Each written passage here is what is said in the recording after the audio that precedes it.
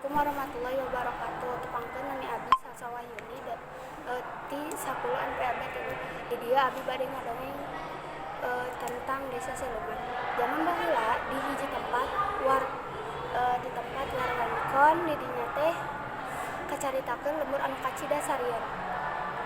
Jelema ngaliwat yen ceuk beja di dinya ari peuting tar aya lampu.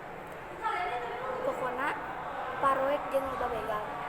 Lamun aya jalma peuting-peuting liwat ka dinya ceuk beja sok dicegat garung atau begal. Pokona sakumna hartana dibawa ku jalma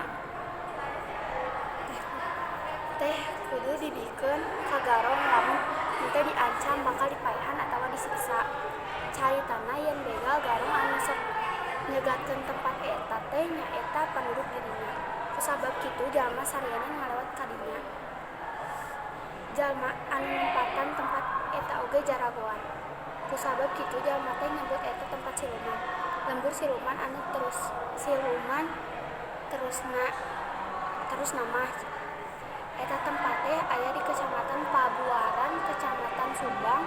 Tah aya nama Siluman teh jadi ngaran desa nyaeta Desa Siluman. Da aya nama aman biasa we kos daerah nu sejena eueuh begal eueuh garong kacuali katukangan lembur teh aya trotoang panjang dan nepi ayeuna ge sok sarieun jalma liwat ka dinya ti peuting mah.